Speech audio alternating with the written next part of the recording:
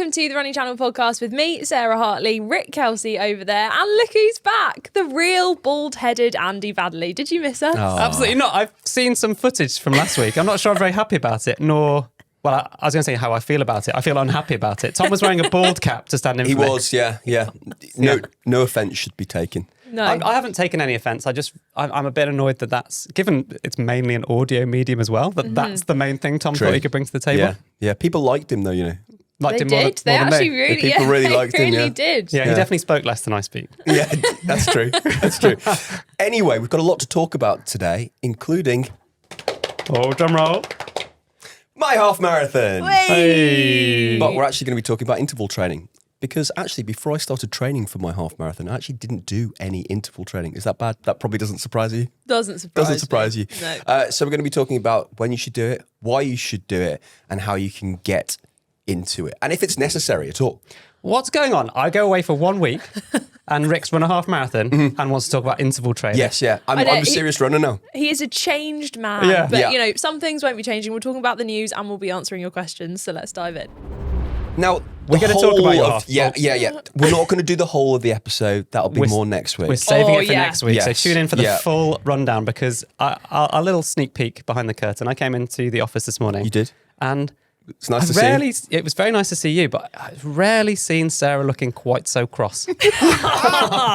So Why are you cross? Okay, so we can unpack this more in our proper debrief episode, which will be next week. However, what happened to 2:05?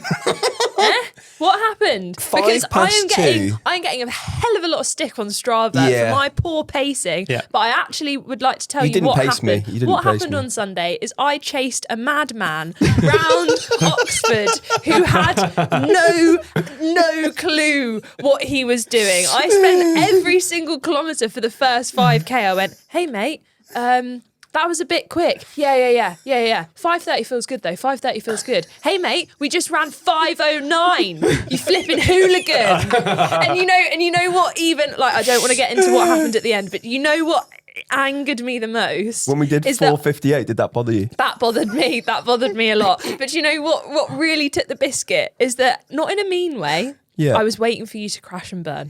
Oh no, I was really looking forward you're to most cross that your friend and colleague didn't crash and burn. all I wanted from the 10K mark when we did 10K in like sub 55 minutes. All I wanted from the second 10 kilometres was for you to walk and have a little cry. And it didn't happen. I saw this coming, if I'm honest. I think Did you? Yeah, because you kept banging on about 2:05 and then knocking out your easy long runs. I know they weren't easy for you. No. I think you've got one pace, broadly. You're either running or you're not running. And so That is brutal. But you also have no idea. Like, we passed someone at 18 kilometres, and they were like, oh, hey, Rick, good job, well done. What are you aiming for? 2:05. I literally looked down at my watch and I was like, are you having a laugh? Well, we it need to stop and have a cup of tea for half an hour if you want to still get 2:05. it turned into a 7 minutes 2-2. you came in 7 minutes before the pips on BBC News. Yeah. Incredible. It was wonderful. I'm sorry that I took you for a bit of a spin, and I had a lovely time. How easy did it feel for you, Sarah? It was so hard. Well, actually, that's true because prima donna Rick over there. I mean, he didn't have to do anything, right? He's I was just holding- steaming along. She held my GoPro. Do you want to know let me break down, as in that was punchy. Like, we ran 1:53. That was pretty hard. But I think what had happened is, let's lead up my week going into this. I thought I was running 2:05. I thought I was out for a lovely, like, still hard, but for me, nice, comfortable pace. Yeah. So the week before, I'd run a half marathon You PB. did really fast. The Friday, 2 days before, I'd done a pretty bad gym session because Yeah. I was like, well, 2:05. This should be fine. fine. The morning of, when I still thought we were running 2:05, do you want to know what I had for breakfast? In my I'm running 2:05, so really I need to fuel. What did you have? I had beans, mushrooms, 2 sausages, We're supposed to and be a the running bacon channel. Supposed to give sandwich. people advice. Also, I I know. think And maybe some orange juice. you've done 2:05. I can't bring myself to say 2:05. You've done 2:05 a massive disservice, Sarah. There. No, but as in like for me, I knew for 2:05 You're the main. so good. You're so fast. No. As in like for me for 2:05, I Yeah. knew the things that I needed to work on Yeah. was like that is a long time to be running. So I was fueling for like, okay, I need to make sure that. You're like fueling for a that, but- camping okay, trip by the sound of it. Yeah. Well, I mean, my breakfast wasn't dramatically different. I had a tangerine and 2 crumpets. Oh my god, yeah, he told me this at the start line. Is that it? But then that was what I was even more like, okay, right, great, okay, we're the same. And then you just Yeah. pelted down the road. Yeah, we were in, And also, it was yeah. so. Anyway, we should unpack more of this next everyone, week. everyone was very nice. Oxford was great fun. It was great. It was very warm. very good. Also, what was lovely is recently we've been talking about your Strava, your love of technology, and all that sort of stuff, Rick. Yeah. But I did check in last night, and it's just a sea of love and abuse for Sarah and her pacing. Yeah. Right. On your Strava, which I do think is. Have is you brilliant. renamed it? I have renamed it, Yes. but You I have didn't call renamed it it. Morning Run. You didn't No. I call Should no. be, I it should think have been because called you. Morning Sprint. Yeah. Well, Rick Kelsey out just. it was just pelting dodgems through though. the It was street. just like there was so much focus on me just avoiding people because it's so tight, that course. Did Yeah. anyone the favourite? Because we were talked about it on the podcast about how James occasionally gets to shout, "All right, Rick," when he's out. Someone there's did not that- shout that on purpose. All right, James, actually. Yeah, I saw a few of those and on, then left. on Yeah. Strava as well. Yeah. Oh, I funny. can't wait to dive into this properly next week. Yeah. You're going to have to hang on to some of this anger, Yeah. Sarah. Okay. And we're Don't gonna, you worry. This Yeah. is not going away. It's still in there. But well, actually, yeah, save it for next week because I'm going to ask the question. Don't answer it. Okay. Rick, obviously you let Sarah run with you, or we were very happy to have Sarah run with you. Yes, In hindsight now, would you rather it was me? but I'm not allowed to answer. No, you got to hold that one until next week. Okay, interval training then. Sarah looks so you've cross. come back with a little bee in your bonnet, Mr. Baddeley. She was great company. Oh, that implies I wouldn't be. You would be good company as well. Oh, that's awkward, isn't it? Yeah. I don't think I'd be very good company at the moment, How could I actually. possibly have been good company when you spent the first 10 kilometres weaving through the narrow streets Yeah, but so that I also couldn't weave through and had to be like, well, hopefully I find a gap. Yeah, but I've been punished for it Rick's because I've gone. got a bad neck this morning because I was going looking behind for you the whole time. Oh trying to yeah, find yeah, you. yeah, yeah, I love that. Oh, Just that's savage. looking Looking behind behind. for my pacer. Yeah. Trying to see whether she could keep up with me. Yeah. You I just want to thank you, but we'll talk more next week. are not welcome. Thank you. Brilliant. Right. Shall we talk about interval training? Yes. Oh, Because yeah, I think my this running's is fine, thanks. Don't worry about sorry. it. You're right. Right, sorry, Andy. No, How's, no, ha- if we no, don't- no, if we no. don't I'm wanna- so sorry. We haven't talked about my running either. Oh, well, I mean, Apart we from- have. apart from We've that talked a lot little about your sprint. running. Yeah. Okay, how are you? No, I'm not sure How's anyone your cares. running? You did 8K in the Wirral. well, so I was going to say that I'm incredibly proud of Rick and slightly less proud of you, Sarah. Brilliant. But I was very proud of your half marathon the week before. You've had a pretty epic 10 days.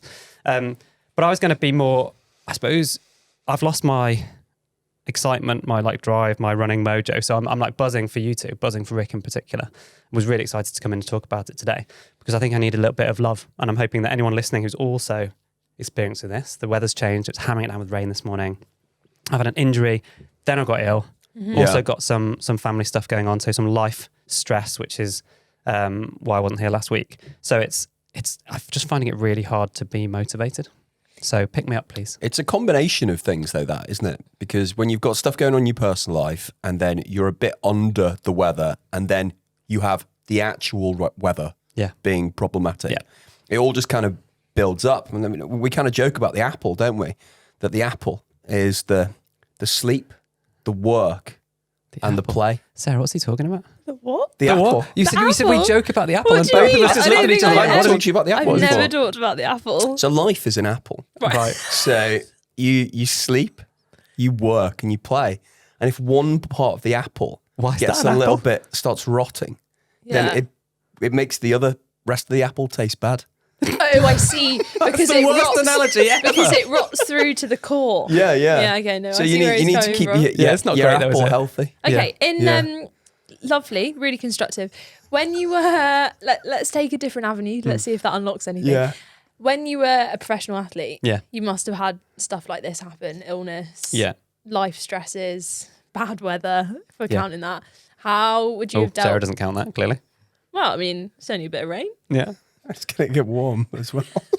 is it? Oh right. Yeah, weather forecaster Rick Kelsey. How would you deal with that as an athlete?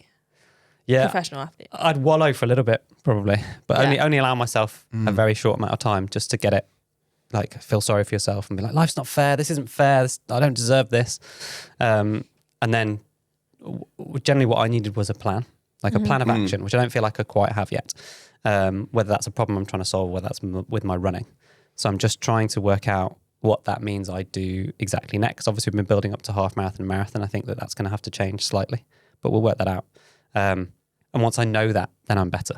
And then when I have the headspace to actually like commit to a routine and so on, I think the power during my marathon training last year, my 5K training earlier this year, was I really love a routine. Like when I know what I'm doing and I've sort of planned it out. And then with all the stuff that's been going on, I've just had no routine and it's kind of really knocked me for six. Maybe, do you think it would help? Because sometimes, I know what you mean, like when the end goal is like super uncertain, it can just make you go like, oh, well, what's the point? I don't want to do anything. Do you think it's possible to find a little bit of routine in the interim? Like setting very small, manageable short-term goals, even if that is like, right, this week, for the next like 3 weeks, I want to try and run twice a week. Doesn't matter what the distance. I know you love the training and like seeing it all add up together and lead somewhere, but I think maybe you need to get in, like, one, look back at what you've been able to do and be like, no, I have done something. Because I think when you have to change the goals, it can sometimes make everything seem like you've done nothing, but you have been out running, you've built back from injury. I just think maybe you need that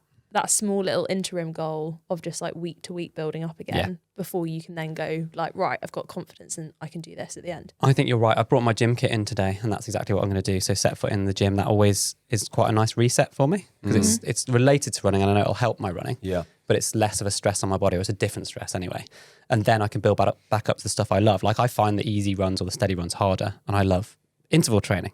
So maybe we should talk about interval training and why that's important, because that's how I'm going to get back into the love of it, I think. Lovely segue. Thanks. So, Rick, you didn't do interval training until this half marathon. Until this half marathon, which you absolutely smashed your goal for. How do you feel interval training made a difference to that goal? I think it gave me some extra speed. Don't want to rub it in. As you're looking over your shoulder at Sarah, were you thinking about the extra speed? Exactly, because Andy jokes that I just stick to the same pace and I'm either running or I'm not. But actually, it gave me the ability to control my speed, so pick it up and drop back again. Yeah. So, I mean, I was doing 4 intervals, and that's why they're called intervals. I was doing 1 mile, followed by 4 times 400 meters, followed by 1 mile, followed by 4 times 400 meters. You can actually go and watch me and Rick take on that workout. Yeah. It's quite like, it's a relatively shorter one. So we did it at like the start of your half marathon block, but it's such a good one because I think a lot of people think of interval training as like super, super short, sharp efforts, whereas that one, it's a good 45 minutes. Yeah, like especially as well, like if you are, so for the half marathon yesterday, it's fun as well. Looking up at, I would say. Yeah. Because it mixes it up. If you don't want to go on a standard run. Yeah, you go through 45 minutes or an hour of training much quicker doing intervals, I think. Yeah. And I think it's gave me enormous amounts of control. Like I lack any form of control in life in general. But that's true. And any sort of like moderation of other people's personal space. Yeah, completely. Sometimes. It depends which job I'm in. But control with running is something I certainly have not had a lot of for many years. And interval training definitely gives me the ability, and it's so useful in races because you can have that little burst of speed, you can pull it back, slow it down, and you learn to be able to control your pace a lot more. And I don't think I would have had that. Yeah. Well, should we go through what is like a broad definition of what is interval training? Anything whether you're running faster than you would normally run and it's broken up into chunks, I'd say would be the simplest definition of interval training. But what Rick's bang on, unusually, with the almost a compliment. Yeah, almost. No, he's bang on because it's I think the main benefit, and we've got a whole bunch of talking points of things like should normal runners use interval training? Absolutely yes is the answer. Because it gives you think about having strings to your bow, and those strings to your bow being the different paces that you can run at. Any good training plan will have you running at multiple different paces. But if you only have one pace, fast and slow, or 2 paces, then it's quite hard for you to judge stuff. And then when you come to run a marathon or a half marathon, particularly the longer distances, or then actually 5K and 10K where you've got to run so close to your max so early, how can you possibly know your limits and how to dial in that pacing unless you've practiced lots of different paces in training? So what Rick said there about speeding up and slowing down and almost having a feel for it, that's what you get from interval training. Yeah. I think as well, like for me, I know in races where I'm scared, I really want to have done interval training where you are doing chunks at the pace that you need to do. Yeah. Because it's so, like, how many times do people just start off in a race and go way too fast? And then depending on what race it is, if it's a 5K, 10K, even like half marathon, if that first kilometre is a bit too quick, you can really pay for that at the end. So actually being able to just start and get up to speed straight away is so important. Yeah, and I think you can practice it. I think dialing into it, monitoring your watch, obviously you need to learn it to start with. But then if you're going out with the intention of trying to run a specific pace, particularly for practicing under or over race pace or exactly race pace, don't look at your watch or practice the odd interval where you don't look at your watch. Maybe look at it for the first interval to get dialed into what it feels like. And then for the next interval, just try and do it from feel. You mean your live speed? Yes, exactly. Don't look at your live speed. Or even your lap speed, yeah. Just don't look at it until the end of that interval and then go, oh God, I've massively overcooked that. And then you learn something from that. You don't want to do this every session. I think a lot of people would struggle though to judge speed correctly. Yeah, but that's a skill, and I think it's a learned skill. Like I used to when I was training with my training group, we would regularly. Andy, my coach, might just take my watch off me. He's like, "Go and run this time for this next lap," and I could do it because I was well enough. But like you sort of have to trust your body's feel enough to do it. So it's just don't do it every workout or interval, but just try it every now and again to see how close you can be. It's easier on shorter intervals, I would say. Doing it for like a 10-minute threshold interval or something would be really tough. Yeah. But yeah, you start to learn how to feel it because that's what will give you the most benefit. The other thing that intervals helps to improve is like strength, efficiency, your form, and VO2 max, which we were talking about yesterday. So post your half marathon, has it gone up? Or has it stayed the same? Oh my gosh. Has it gone up? Rick's genuinely shocked here. This just shows you've literally had that on your wrist for 24 hours. And it's also on your home screen, isn't it? Look at his face. Oh, I'm so sorry. I've not looked at this. So I said to Sarah yesterday morning, for the whole of my training routine, so for the last 8 weeks, I've had a VO2 max of 47. Yeah. It's just gone to 48. Hey, that's nice. Yeah. With the look on your face, I thought it had gone up 3. Yeah, no, but I was just so used to seeing the 47 on the home screen of my watch. That's pretty cool. There you go. Yeah. So that's the thing. So like you can get that through interval training as well. So I reckon the next kind of progression of your running is to mix up your interval training even more. And then you might see it go to 49, 50. Don't let it go to 51 though, because otherwise you'll be better than me. Can I ask a bit of a techie question here? Like the difference between interval training and threshold. Yeah. Do some people mix them together? Yeah, you could do intervals at threshold, yeah. But that's not how I would have treated threshold probably. No. So the benefits I had over most runners is I had a physiologist that I worked with, I had lab tests, I knew exactly what heart rate I was running. I did it every single week. I did almost the same route in Bushy Park in London, actually the home of Parkrun. Yeah. There was a 2 mile stretch that we measured on this beautiful flat gravel track. I'd do 2 miles, turn around, 2 miles, 2 miles. So 6 miles total at threshold. And I had someone come and take blood samples from my ear and things like that. So from your ear? Yeah. Why Sometimes your ear? They do from your finger, but they just used it from my ear. Was it easier to get the blood out? Yeah, I think so. Doesn't hurt as much? It didn't hurt me, but I was always annoying because they have to stop for like 10 seconds and then take the blood. And we were like a F1 pit stop crew where I'd be like Charlie, who was my physiologist. I was like, I've got to go. I was itching to keep running again because you lose your rhythm.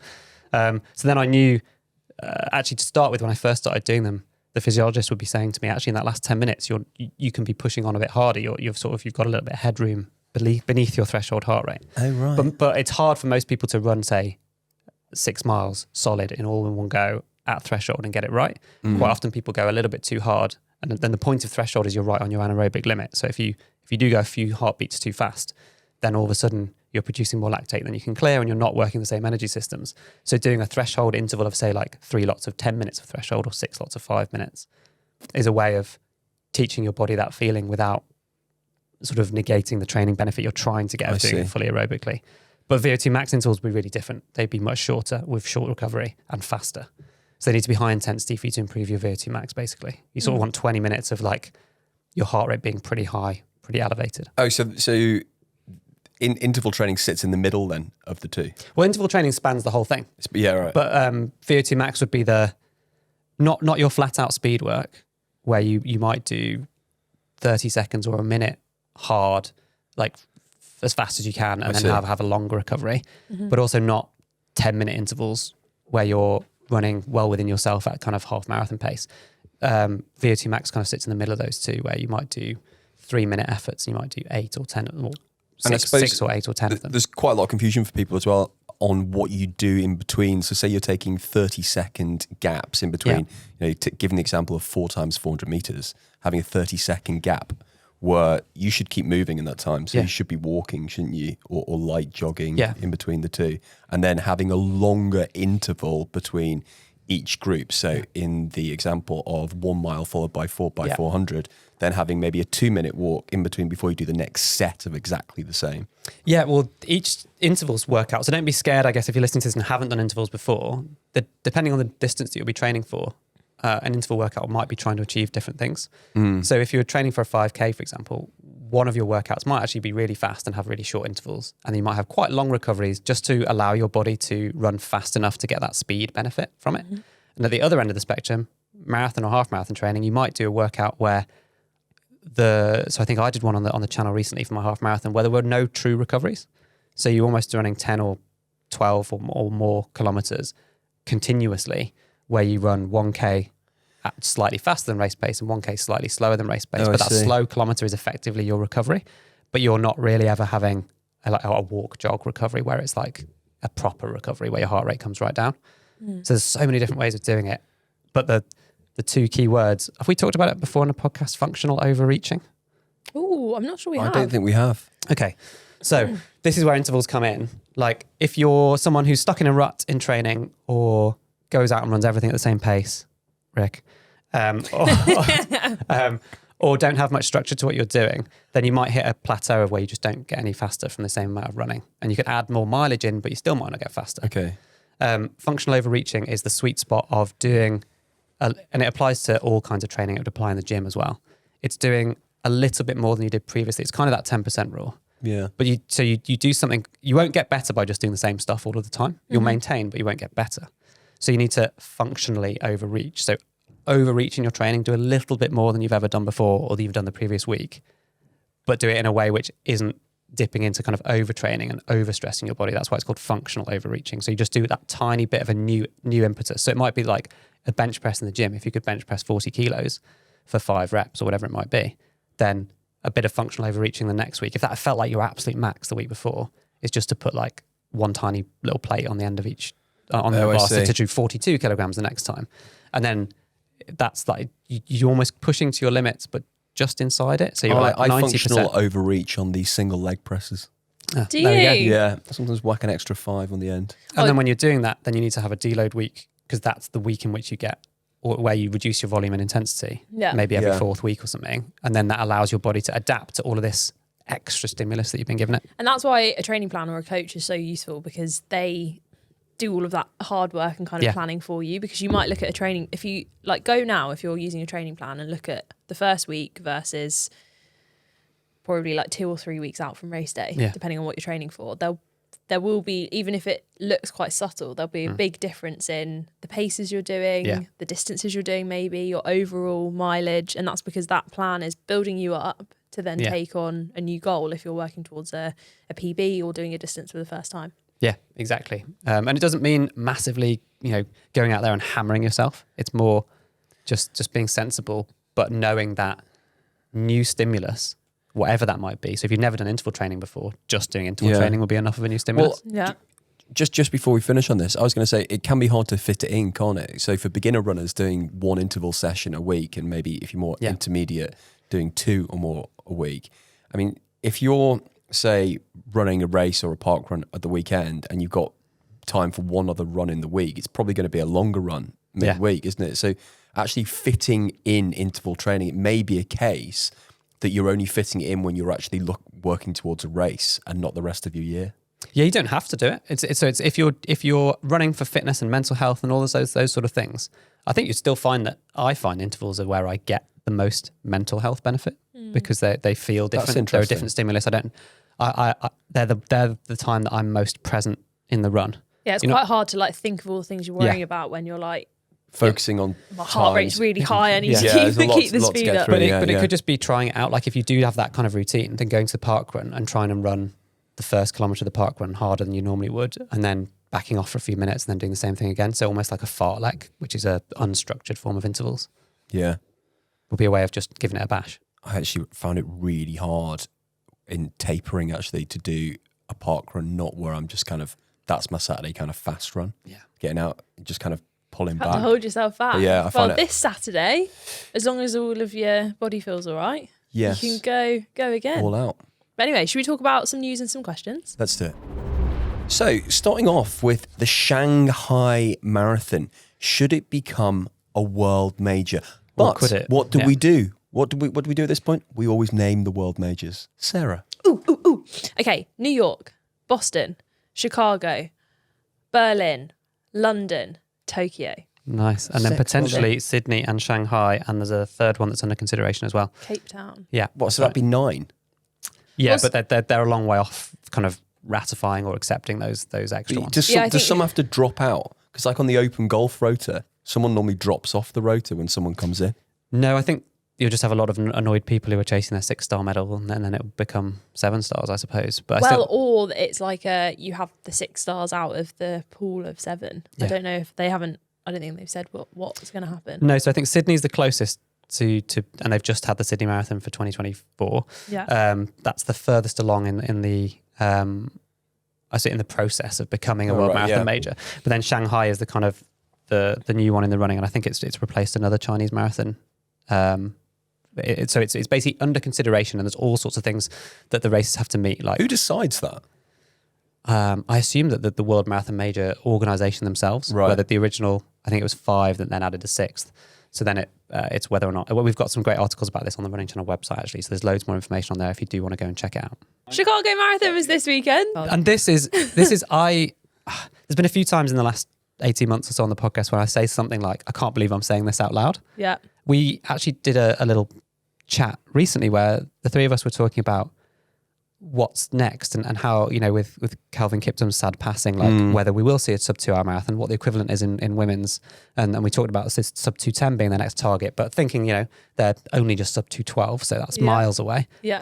Well, apparently Ruth Chepngetich has got a very different opinion on how quickly we're able to make this progress. Yeah. 2:09:56. The brand new women's world record in Chicago. Yeah.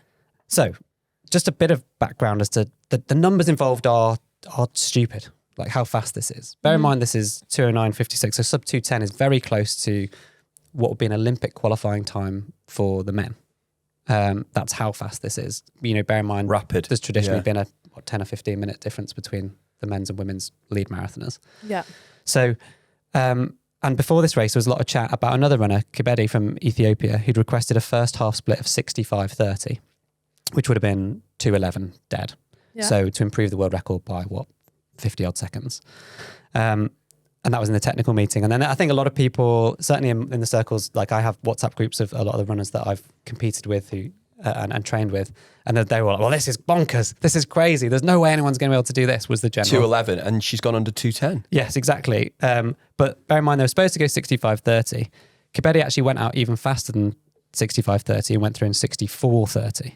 Wow. But Chepngetich came through in 64:16. So for the first half, she ran through in 64 minutes, 16 minutes, which is the 5th fastest half marathon ever by a woman. And it was in the middle of the marathon. Yeah. This seems like this is a giant leap, though. Yeah. This isn't, giant this leap. hasn't edged the record. It's obliterated enormous. It's obliterated it. Yeah. Well, also just bear in mind, I trained really hard and I have run at a decent level. And this year I ran 15:30. It seems quite odd for to me. 5K. Go on. So this is just to put the pace into context. Like, yes, I'm older and I'm not an elite anymore, but 15:30 is still pretty good for 5K. But I was all out and nearly sick after that. Yeah. They went through the first 5K in 15 minutes 00, which is 2:06 pace, I think. So, and that's another thing that I think has changed massively. Whether it's the shoe technology or not, I don't know. Where there used to be rules on all the distances, unwritten rules, but rules that all runners were kind of aware of. Like if you go off too fast, like you're talking about in Rick's half marathon, you're sort of waiting for them to pay for it. Yeah. She did slow down a lot, but still to run 2 minutes faster than anyone's ever run in history. Yeah. So to go 15 minutes through 5K, which would be one of the fastest women's 5Ks in the world this year anyway, but that's with 37.2 kilometers still to go. And then for the wheels to completely come off, to still be running absolutely phenomenal times by the end that's what blows my mind. I think this is incredible. I know. Well, when we did that episode on kind of what's the next one, we were like, well, everyone likes rounding. Yeah. So like, obviously there are some people who'll be like, okay, the next goalpost is sub 209. Yeah. It just sounds bonkers. Yeah. But I feel like now everyone's going to look at this and be like, oh, well, they shaved 2 minutes off. Next goal, sub 205. Yeah. Then in like 5 years, women will be going under sub 2. Well, Nothing's impossible. No, yeah. I mean, and no human is limited. No. That's how this has all started, hasn't it? I think it's just, it's incredible. And I do think she ended up winning by quite a big margin in the end, because there's obviously no one else in the world that can hold that. And she has had form of doing this in the same race, going off at crazy fast at the first half, but then fading and running still something phenomenal, like 2:14, I think, in previous ones. But to hold on, it's just, it beggars belief. It's incredible. Right, should we do some questions? Let's do it. Kevin from Glasgow. I'm a relatively new runner who started in January, and I've just completed the Loch Ness Marathon. I've always wanted to do that one, actually. Does look good. I've managed to We get can make some... that happen, Rick. Let's talk about that next week. I've managed to get some advice on recovery runs. However, I now feel a bit uncertain, as I don't know when I should start proper training again for my next race. First question is, how long should I wait between running events? And the second is, how many events should I expect to do each year? 1 5K or 1 marathon? What's the right amount? Love the pod. Kevin from Glasgow. Ooh, I don't know good the answer to this. I don't think question. there's not a hard and fast. There used to be, because of the beating that your body took doing stuff like this. The new foams and new shoes have massively changed. Foam has changed everything. It has changed it, because the used to be kind of one good marathon in a year was good going. And don't get me wrong, there's still loads of people who did more than that. And now, but still, like, if you look at some elites, they are just doing one. Yeah, because to build up and do it right, they're talking about the 16-week full marathon phase plus the pre-phase and all that sort of stuff. That's half the year already. Yeah. So, I would say it's listen to your body, particularly after the marathon. Give yourself proper time to recover. If you feel recovered, then that's pretty good. If you are wearing a watch or a heart rate monitor or anything like that, that might give you a good gauge of your recovery. Yeah. But if anything's still a bit sore and a bit kind of creaky, or if you go out for runs and your heart rate's higher than it was previously, then you're definitely not recovered. So be sensible before setting yourself another goal. But I don't think there's any... I think there are plenty of people running 2 or 3 marathons a year now. For me, but I'm not a big marathon fan. But for me, 2 marathons seems like sensible, because that still allows you to have goals in the middle of that, because you can still train for 5K, 10K and half marathon en route to a single marathon or 2 marathons. That's the trick, isn't it? If you're doing the marathon or a half marathon, do the races as the build-up in training. Yeah. Yeah.